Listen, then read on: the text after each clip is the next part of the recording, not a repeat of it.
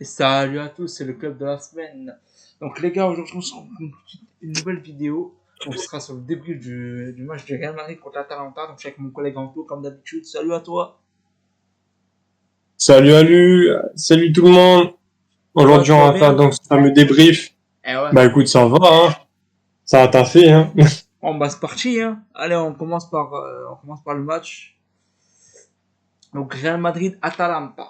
Donc comme on voit à l'image, donc une petite image promotionnelle entre guillemets.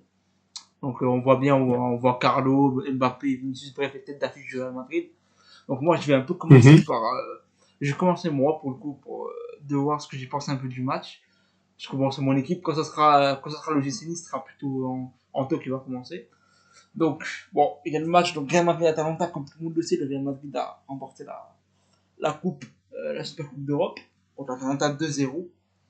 Pour le coup, tout ce que j'ai pensé du match, ça a été quand même un match assez compliqué. Surtout à la première mi-temps, le Real Madrid a eu beaucoup de mal à sortir le ballon.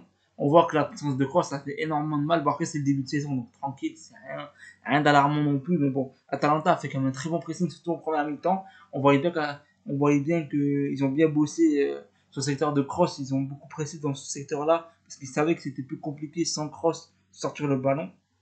Donc on sait que l'Atalanta, c'est une équipe qui presse énormément, qui mettent énormément mhm. d'intensité, une équipe qui est quand même assez joueuse, qui joue quand même assez haut, donc il laisse quand même des espaces derrière. Donc voilà, en même temps c'est compliqué, il s'est pas passé énormément de choses entre guillemets. Le Ok. Real Madrid était quand même assez Et, dominant. Ouais, mais il y avait, attends, mais il y avait pas Kamavinga qui s'était blessé, je crois. C'est aussi pour ça aussi que malheureusement, au milieu de ouais, terrain, ouais, ouais, Kamavinga il aurait pas mal aidé, ouais. c'était pas un petit top. Ouais, Kamavinga aurait pas mal aidé, je pense, pour le J'ai coup. pas un peu Kamavinga, sûrement champion de la première période, parce qu'après tout, l'Atalanta, ouais, c'est ce que, ouais, ça résume très très bien ce que tu as dit, c'est quand tu vois la physionomie du jeu, quand tu vois que l'Atalanta, je pense que l'Atalanta, ils ont voulu mettre la pression d'entrée de jeu pour marquer rapidement. En Ouais, tout cas, c'est ce que nous faisait tout entendre leur type de jeu. Parce que quand on attaque le Real Madrid pour vite marquer, je pense que dans leur tête, ils sont dit, venez, on marque le plus de buts possible en première période. Pour comme ça, on va dire, on essaie de casser le moral, je sais rien, mais bon, pas forcément personnellement, je suis pas très fan de cette stratégie bah après c'est comme mise tu en dis. place par l'Atalanta. Après, le Real Madrid, comme tu as si bien expliqué, ils ont peut-être un peu souffert, peut-être dans les ressorties de balles, mais en tout cas, ils avaient un meilleur contrôle du jeu par rapport à Atalanta. Oui, bah oui, mais après, en fait, le Real Madrid avait souvent la balle, mais il n'en faisait pas grand chose. Et offensivement, ils galéraient un peu à chercher. Après, c'est normal, c'est que le début, ils ont qu'une semaine d'entraînement ensemble. C'est-à-dire que tous les joueurs sont revenus, le groupe complet, ils se sont entraînés qu'une Oui, c'est semaine. vrai, c'est vrai, c'est vrai ça. Donc, C'est vrai, c'est vrai, c'est vrai. en soi, c'est quand même assez court. En plus, c'est que le début de la saison, donc en soi, tranquille. Donc Mhm. voilà, donc en soi, c'est ce que Je j'ai pense qu'on pensé. peut. Bon, moi, personnellement, j'ai une petite question. En toute honnêteté, qu'est-ce que t'en as pensé de certains joueurs durant cette finale? Est-ce que pour toi, il y a eu des joueurs qui ont été dans le top ou flop durant cette finale? Alors déjà, avant de commencer par le top flop, là je vous mets l'image des 4 fantastiques entre guillemets. Je vais parler un peu plus spécialement Mhm. de eux pour le coup, avant de passer au top et flop, même si eux ils en font partie pour le coup.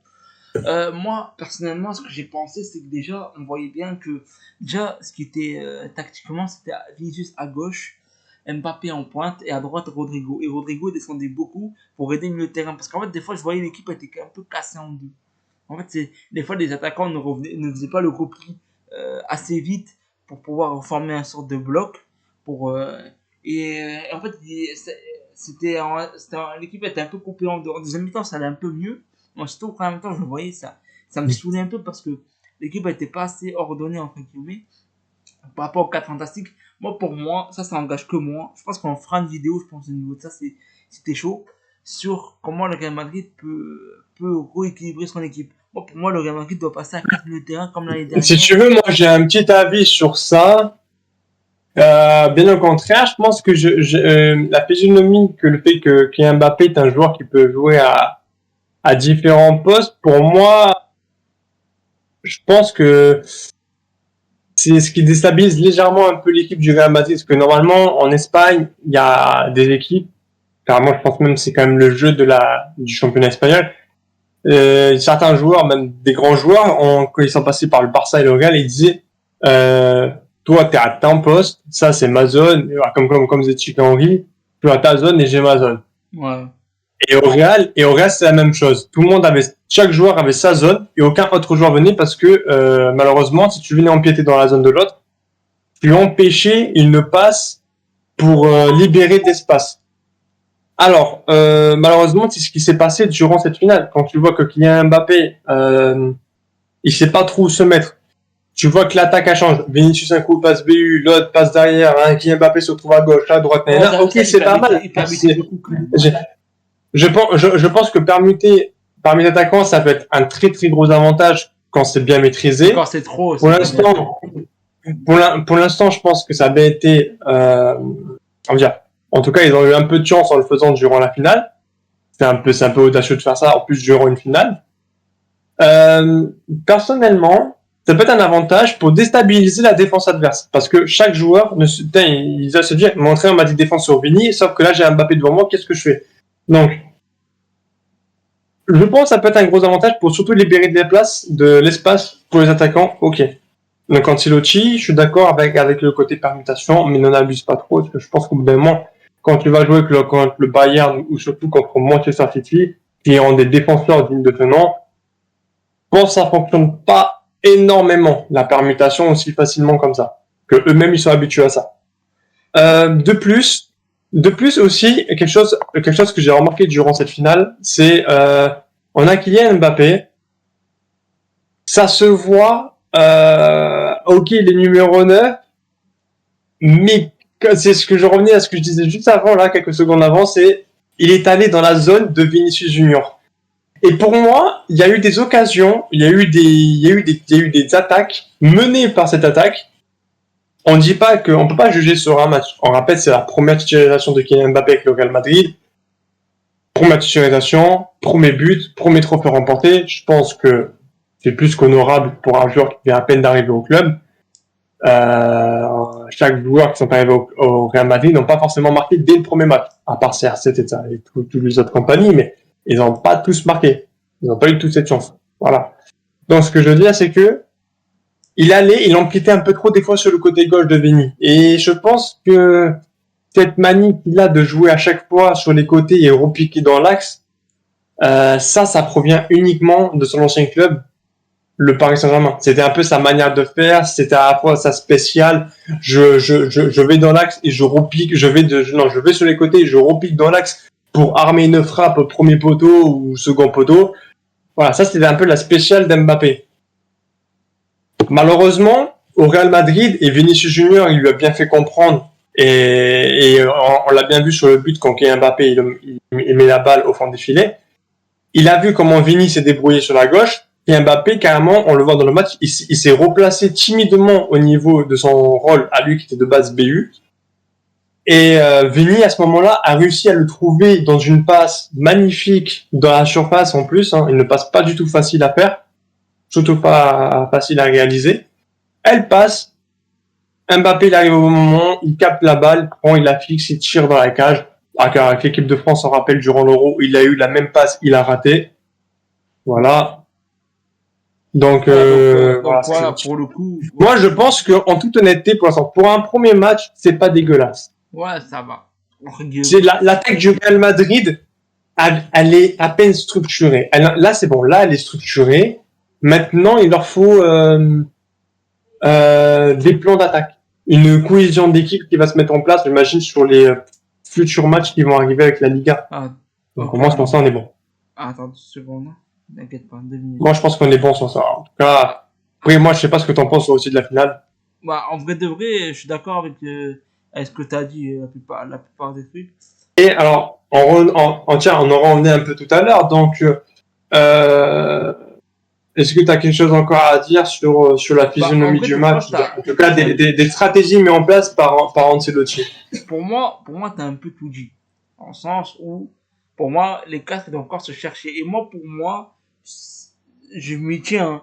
Mais lorsque Kamavinga reviendra, je pense que Rodrigo sautera, ils vont passer à 4 milieux de terrain, et pour moi, l'équipe sera beaucoup plus équilibrée comme ça. Rodrigo, pour moi, il va en faire les frais. Pourtant, il fait pas un mauvais match en soi, parce qu'il revient quand même beaucoup, il fait quand même Ça, c'est beaucoup vrai, ça. d'efforts, et sur le deuxième but, c'est lui qui Ouais. tacle, c'est lui qui presse pour récupérer le ballon, et il la donne à Vinicius, il la donne à Mbappé, malheureusement, il n'arrive pas à la contrôler, Bellingham, il la reprend sur le côté, et après Mbappé, il se replace dans l'axe, et il la met dans la lucarne.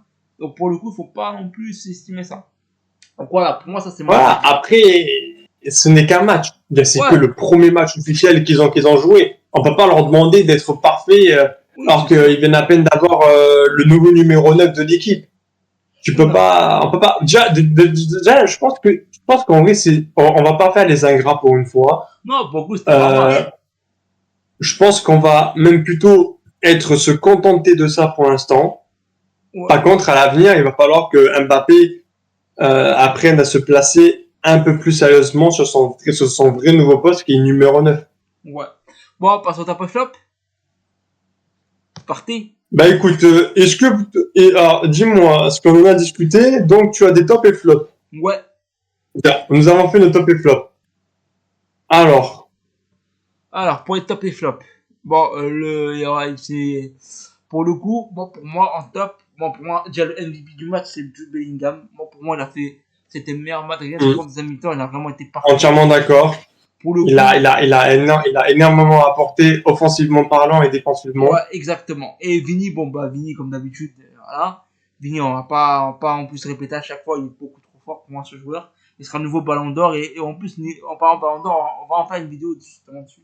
Parce qu'en plus, c'est dans pas longtemps. Bah, de toute façon, c'est tout ce que nous au Ballon d'Or. En plus, ça faisait longtemps que c'est un défenseur qui ne l'a pas gagné. On imagine tous que ça sûrement ça sera Cavaral. Parce qu'en plus, ils viennent de gagner la Coupe du UEFA. Et on rappelle que Cavaral est le seul joueur parmi les trois à avoir gagné le trophée international. Donc, on pense que Cavaral, moi en tout cas, personnellement, je ne serais pas choqué si je verrais Dani Cavaral vainqueur du Ballon d'Or. Parlera.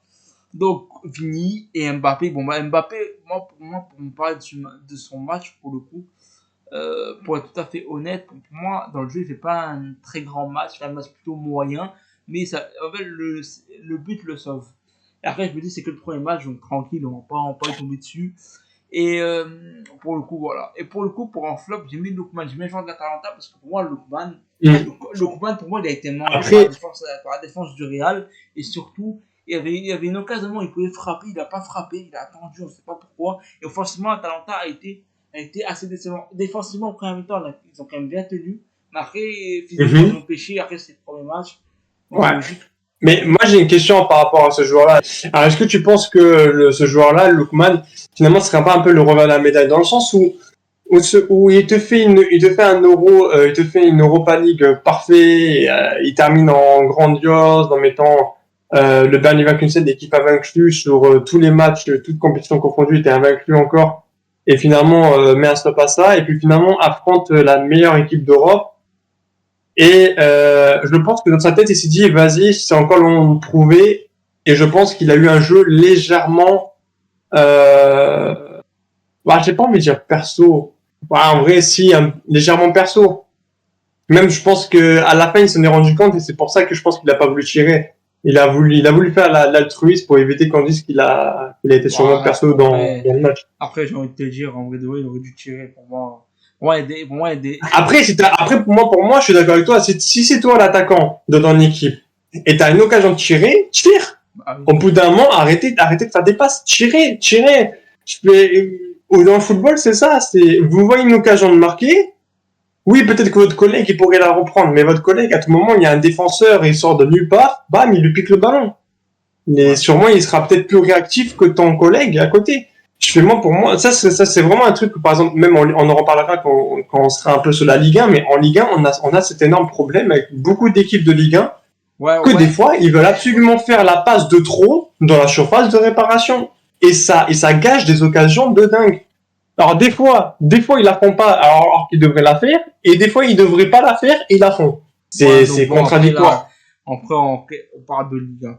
Bon, pour le coup, on va finir cette belle image Après, petite anecdote, peut-être sur Kylian Mbappé, venant tout droit des supporters parisiens, à ce qui paraît, Mbappé à 99 en dribble depuis qu'il a mis un petit pont talonnade. Le Real Madrid, il n'a pas perdu une balle. Au contraire, il s'amusait à essayer de faire des dribbles, à débloquer des dribbles, alors qu'avec le PSG, il faisait que des crochets. C'est à la fin. Voilà. C'est ce qui. Ah, pour l'instant, c'est un petit truc qui a été retenu par certains gars sur les réseaux de certains Parisiens, voilà, qui disaient que Kylian Mbappé, bizarrement, savait dribbler, mais pas au PSG. Est-ce que tu as un avis sur ça? Hop, alors, tac. Pour le coup, moi, bon, après, ça, on va dire, assez taquin. Pour le coup, Voilà, c'est un peu, je pense, tu vois, c'est un petit tacle sur Mbappé, les pauvres. Ouais. Je pense qu'ils ont juste été dégoûtés qu'il ait ramené ce premier trophée que Paris n'aura sûrement pas d'ici là. On voit le joueur, il a quitté le club, c'est fini, il faut passer à autre chose. Voilà, je suis entièrement d'accord avec toi, Zos. En vrai, pour moi, il faut pas trop s'attarder. Bon, on va finir cette belle image. On voit tous les joueurs célébrer avec Modric qui porte le trophée. Pour le coup, le Real Madrid est devenu le recordman de vainqueur de Super Coupe d'Europe de 106. Ils ont dépassé, je crois que c'est l'AC Milan, ou je sais plus. Bref, je retrouverai la stat pour le coup. Mais donc voilà, bon, pour moi, c'est quand même une très belle image. Pour moi, c'est une très bonne image de foot. Ah, de toute façon, dans 10 ans plus tard, ils vont en avoir combien? 15, 14? Ah, c'est bon. Hein. Donc c'est bon, ça c'est tranquille. Et ouais. Bon, bah, en tout cas, j'espère en tout cas que ce débrief entre guillemets vous aura plu beaucoup. On a essayé de faire plus court. Ça, c'est, je pense, mieux pour vous. Et voilà. T'as un petit mot pour finir? Ben moi, je vous dis, voilà, restez en bonne santé tout le monde. N'oubliez pas de liker, partager et de commenter cette vidéo, bien évidemment. Commentaires constructifs sont les bienvenus, positifs, négatifs. Et on vous dit avec ça, à très bientôt, de prochaines vidéos sur le code de la Likez, commentez les gars, n'oubliez pas et ciao.